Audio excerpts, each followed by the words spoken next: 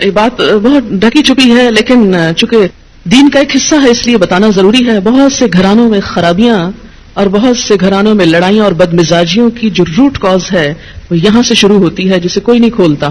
نہ کوئی ماں بتاتی ہے، نہ کوئی استاد بتاتا ہے، نہ کوئی اور اچھا مشورہ دیتا ہے کہ اس معاملے میں اللہ نے شوہر کو حق دیا ہے اور عورت پر لازم کیا ہے کہ وہ شوہر کی اطاعت کرے. لیکن جب عورت کا ایک موڈ ہی صرف ریزسٹ کرنے کا بن جائے اور شوہر کو صرف یہ انڈرسٹینڈنگ ہو کہ اس نے تو میری بات ماننی ہی نہیں، تو یہ چیز بہت سی تلخیوں کو جنم دیتی ہے. ایسے میں عورت اور مرد کے مزاج میں چونکہ قدرتی فرق ہے، بعض اوقات شوہر کی جو ڈیمانڈ ہوتی ہے عورت نہیں پوری کر سکتی، یا عورت کا مزاج اس سے مختلف ہے، یا عورت اس کو اپنے لیے ایک مصیبت اور بوجھ سمجھتی ہے، تو بھی اس موقع پر اطاعت کہ اللہ کا حکم ہے، اور اگر میرا دل نہیں بھی چاہ رہا تو میرے رب کی رضا اس میں ہے، مجھے اس سے جزا چاہیے، صرف اپنی مرضی نہیں.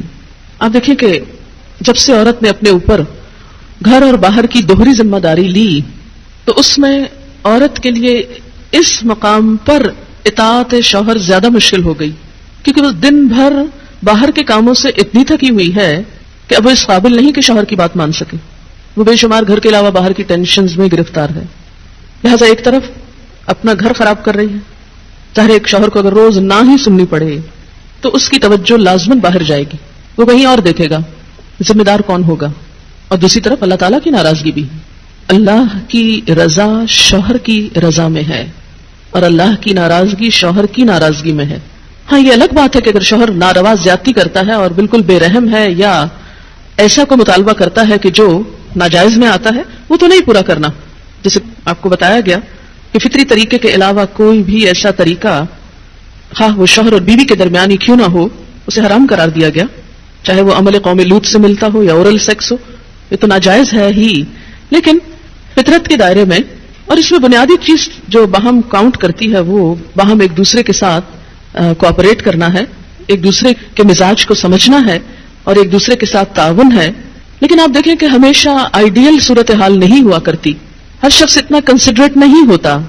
لیکن اللہ تعالیٰ نے عورت کو جہاں شوہر کو باہر کی مشقت دی نا، اتنی مشقت ہوتی ہے گرمی میں، دھوپ میں.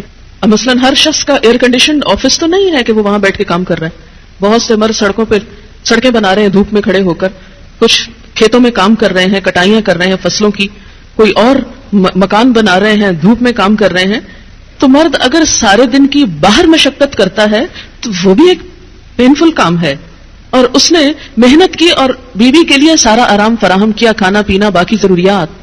اب اگر بیوی کو اس کا مطالبہ پورا کرنے میں تھوڑی تکلیف ہو رہی ہے تو کیا ہوا کہ موڈ نہیں ہے، دل نہیں مان رہا، تو کیا ہوا، نہ صحیح.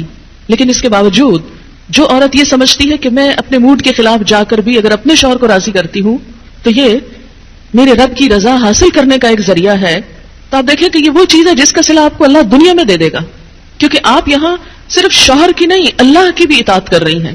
کیونکہ ایک مسلمان عورت کو اس کے رب نے یہ حکم دیا ہے. اور اس میں وہ حدیث آپ نے سن رکھی ہوگی اور عورتوں کو سنانے میں بڑی مشکل پیش آتی ہے مجھے ہمیشہ، اور عورتیں ایک دم اوفینڈ ہونے لگتی ہیں. لیکن بات یہ ہے کہ چونکہ اللہ کے رسول صلی اللہ علیہ وسلم نے فرمایا ہے اور ہم ان کا نام سن سن کے روتے ہیں محبت میں اور نعتیں سن سن کے جھومتے ہیں، تو یہ حکم بھی آپ کا مان لینا چاہیے اور اس حدیث کو بھی سن لینا چاہیے اتنی ہی خوشی سے جتنی خوشی سے ایک نعت سنتے ہیں. نبی صلی اللہ علیہ وسلم نے فرمایا جب مرد اپنی بیوی کو اپنے بستر پر بلائے اور وہ نہ آئے تو صبح تک فرشتے اس پر لعنت کرتے ہیں.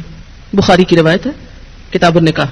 ٹھیک ہے، اس میں کہ اگر بیوی بیمار ہے یا اسے کوئی ایسی تکلیف ہے یا کوئی جینوئن ریزن ہے تو اس میں اللہ تعالیٰ اتنے بے رحم نہیں ہے کہ وہ دیکھ رہے ہیں کہ ایک عورت بخار میں پڑی ہے اور اس کا شوہر اس میں طالبہ کر رہا ہے اور عورت نے نہیں مانا تو اس پہ لعنت بھجوانی شروع کر دی جائے. نہیں، یہاں ایک نارمل حالات کی بات ہے.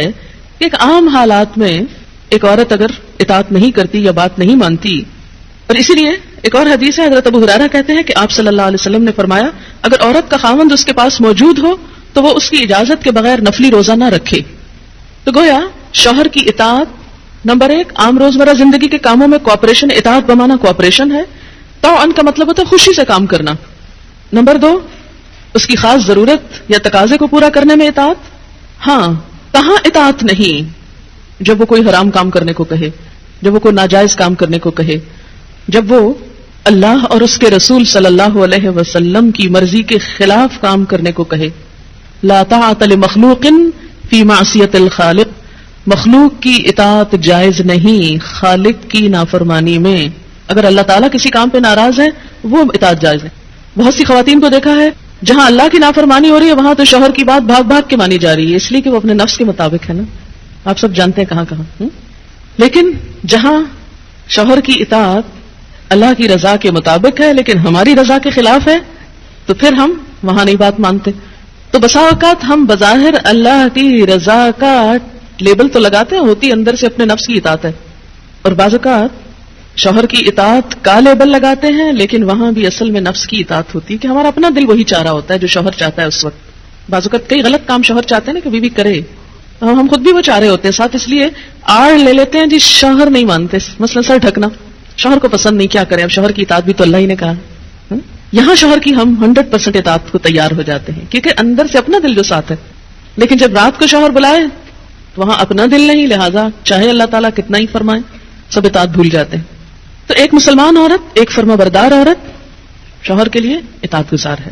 میں کہتی ہوں کہ اگر عورتیں صرف اس آیت کے چھوٹے سے حصے جو 2 لفظ پر مبنی ہے فالصالحات کان اطاعت پر عمل کریں، ان کے گھریلو زندگی کے 50% مسائل خود حل ہو جائیں گے. آدھے مسئلے یہیں سے حل ہو جائیں گے کیونکہ مرد سیٹسفائیڈ ہوگا، اس کی نگاہیں اور عزت محفوظ ہوگی تو وہ اپنا کوئی بھی کام دل جمی سے کر سکے گا. اگر وہ مطمئن نہیں گھر کی طرف سے تو گھر تو کیا باہر بھی وہ کام درست طور پر نہیں کر سکے گا. تو فالصالحات قانتات، نیک عورتیں فرما بردار ہوتی ہیں. ایک حدیث میں آتا ہے کہ 2 لوگوں کی نمازیں ان کے سروں سے اوپر نہیں جاتی، ادھر ہی رہتی ہیں ان کے پاس ہی، یعنی قبول نہیں ہوتی مراد ہے. ایک وہ عورت جو اپنے شوہر کی نافرمان ہو. پھر یاد رکھیں وہ شرط کے ساتھ، اللہ کی نافرمانی میں نہیں، اللہ کی فرما برداری میں شوہر کی فرما برداری. اللہ تعالیٰ کی ذات اوپر ہے، جو حکم شوہر کا اللہ کی مرضی کے مطابق ہوگا اس کو ماننا. لیکن ایک بات اللہ کی مرضی کے مطابق ہے لیکن شوہر کی بات نہیں مانی جا رہی تو ایسی عورت کی نماز اس کے سر سے اوپر نہیں جاتی. اور دوسرے اس غلام کی نماز جو اپنے آقا سے بھاگ جائے جب تک کہ واپس نہ آ جائے. ایک اور حدیث میں آتا ہے عورت شوہر کے معاملے میں کسی دوسرے کی بات نہ مانے، کسی دوسرے کی، حتیٰ کہ پیرنٹس کی بھی. آپ کو پتا ہے کہ والدین کی اطاعت فرض ہے. اللہ تعالیٰ نے قرآن پاک میں کیا کہا؟ اللہ کی عبادت کرو اور ماں باپ کی بات مانو. لیکن جب ایک عورت کی شادی ہو جاتی ہے تو اب اس کے لیے اس کا اصل گھر کون سا ہے؟ شوہر کا گھر ہے. اور اب اس کے لیے والدین کی اطاعت سیکنڈری ہے، شوہر کی اطاعت نمبر 1 ہو گئی ہے. پہلے والدین اس کی کفالت کر رہے تھے، اب شوہر اس کی کفالت کر رہا ہے. اب ایک نیا گھر بن رہا ہے. اس کے ڈسپلن میں کیا ہے کہ بیوی شوہر کی بات مانے، نہ کہ میکے کی ڈکٹیشن لیتی رہے روز ٹیلی فون پر. کیونکہ بہت آج کل جتنے کمیونیکیشن کے ذرائع بڑھ گئے اتنے ہی مسائل بڑھ گئے.